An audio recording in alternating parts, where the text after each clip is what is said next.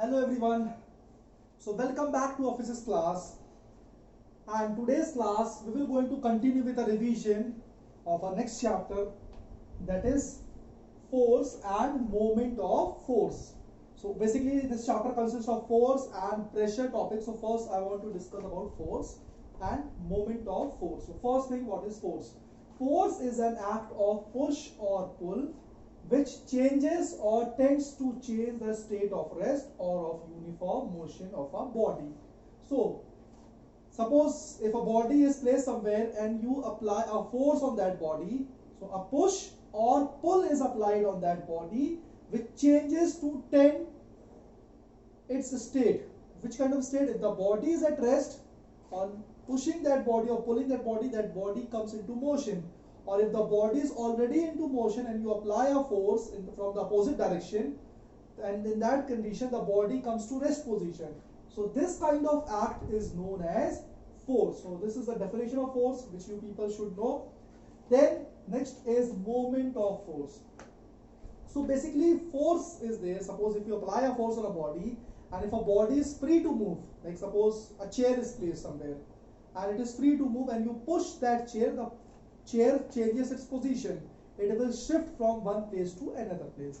In that situation it is translatory motion. But sometimes what happens, objects are fixed at some point. Like suppose if I take example of door, the door are basically fixed at one point, that is known as a hinge joint. So when you apply the force from the opposite end and you try to push or pull the door will going to move, but it will going to turn around about that fixed point. So if a force is applied to a body which is fixed at a point which is known as pivot point, and starts turning around about that fixed point, so if you apply the force and the body turns around that fixed point, this turning effect of a force about a fixed point, that is pivot point, is called moment of force, or it is simply known as moment. So this is moment. Suppose this object is there, suppose this pen is there which is fixed from this side, and if I apply the force from this side like this, so it will going to turn around about this fixed point. So this is known as turning effect of force or moment.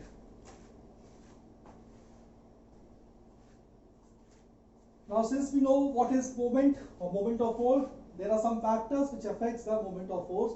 The factors that are affecting the moment of force are: first, the magnitude of force, how much force you are actually applying. More force applied, more turning effect will be there. Less force applied, less turning effect will be there. First.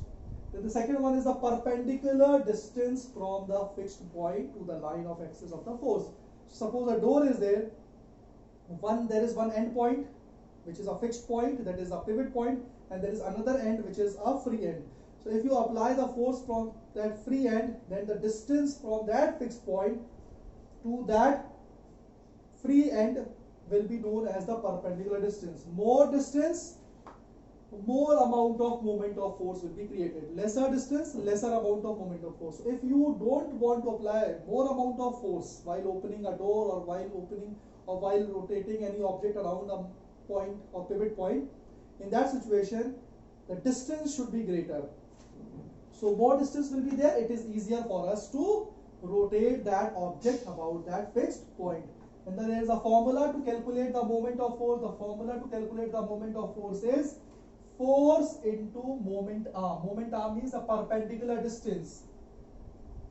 This is a perpendicular distance. Force into perpendicular distance. Like suppose if one door is there, okay, this is a fixed point over here, and there is a handle over here to open it. If you are applying a force of 10 Newton, and this is at a distance of 0.5 meters, so how much amount of moment will be created? So moment will be equals to force into distance. 10 Newton into 0.5 meter. So 10 into 0.5 will become 5 Newton meter. So this much amount of moment will be going to created, and the unit for moment of force is Newton into meter, that is Newton meter. So this is the SI unit for moment of force. Then some applications are there from a day-to-day life. which you people should know, and you have to learn them, which I have discussed in our previous classes.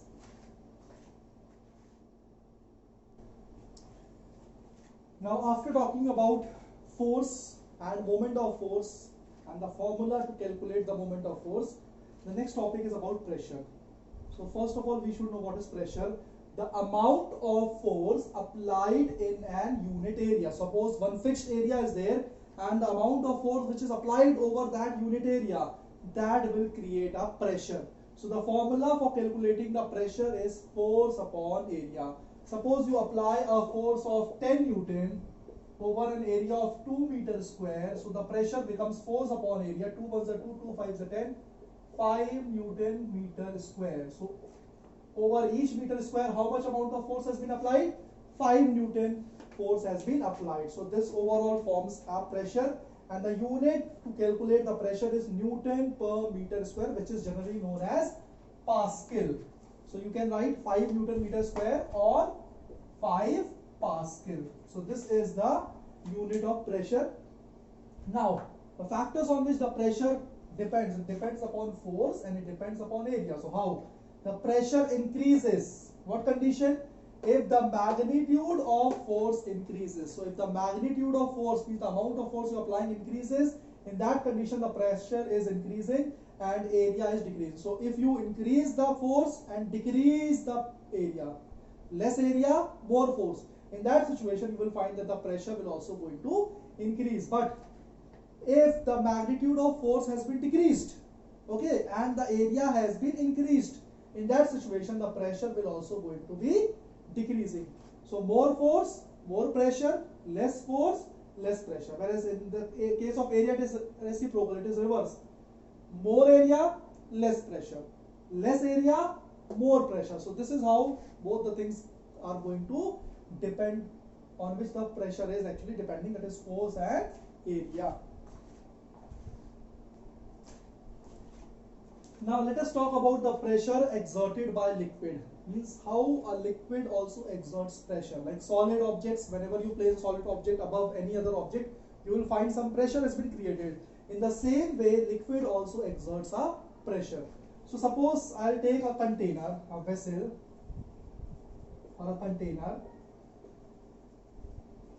inside which I have placed water up to this level, okay, this much amount of water. Now there are molecules of water everywhere, and each molecule of water is creating or exerting a pressure in all the direction. It is trying to push in the downward direction because of its weight. They want to flow in sideways direction, that is lateral pressure. This is known as lateral pressure. Okay, so water or any liquid want to flow in the forward direction or in the backward direction, so that is known as the lateral pressure, and it is trying to push the objects in the upward direction also, that is the upthrust. So basically liquid exerts pressure in all directions, but we are talking about pressure. So there are different number of molecules of water or liquid, one over each other. So suppose so many molecules of water are there, just one above the other one. So each molecule of water will have its own weight. So each molecule's water weight will be in the downward direction. So as you go deeper and deeper, the last one, which is at the depth, maximum depth, this will have maximum pressure, while the top one will have the least pressure. So in case of pressure exerted by a liquid, the liquid also exerts a pressure, but the pressure of liquid increases as you go deeper and deeper inside water or any liquid, and as you go up in the upward direction towards the surface of the liquid, then the pressure will going to decrease. If you choose 2 points, this is one point A and this is point B, which are in the same height, okay, point A and point B are in the same height, then the pressure exerting on these 2 points will remain same because they are at the same depth. But if you choose one point C over here and this is a point B over here, at which point the pressure of water will be more? So obviously it will be more at D point as compared to C point, because when you go deeper, the pressure exerted by water will going to increase. So the pressure exerted by water or liquid is dependent upon depth, that is height. More depth, more pressure. Second thing is the density. means how much is the density of that liquid. If the density of the liquid is more, then the pressure of that liquid will also be more. If the density is less, the pressure will also be less. And the third thing is the gravity, which remains constant. The surface of the earth near about constant. So basically it is dependent upon depth, means how much deep the water is or how much deep the liquid is, and then the density means how dense the liquid is. So these are the things on which the pressure of a liquid depends. Then there is a device known as manometer. So what is manometer? It is a device used to measure the pressure exerted by a liquid. So if they ask what kind of a device, or name the device which is used to measure the pressure exerted by a liquid, or how you can measure the pressure of a liquid, we can measure the pressure of a liquid by using a simple device which is known as manometer. Then there is another kind of pressure which is known as pressure exerted by air or atmospheric pressure. So yes, the atmosphere which is surrounding us, it is also having a huge amount of pressure, that is known as atmospheric pressure. So what is atmospheric pressure?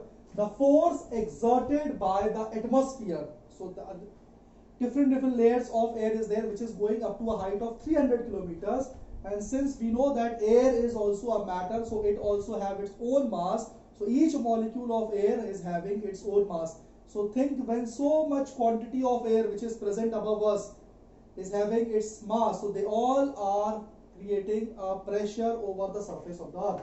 So the force exerted by the atmosphere over per unit area of the surface of the earth is called atmospheric pressure, and the amount of atmospheric pressure is near about 1,01,325 pascal.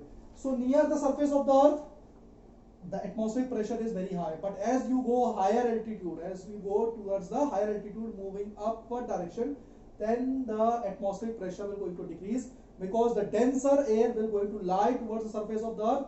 But when you go to an altitude, the density of air also decreases. So you can say that the atmospheric pressure decreases as you go towards the altitude. And in space, since there is no air, so there will be no atmospheric pressure at all. So some applications are there which are related to atmospheric pressure. Some applications are there which are related to liquid pressure.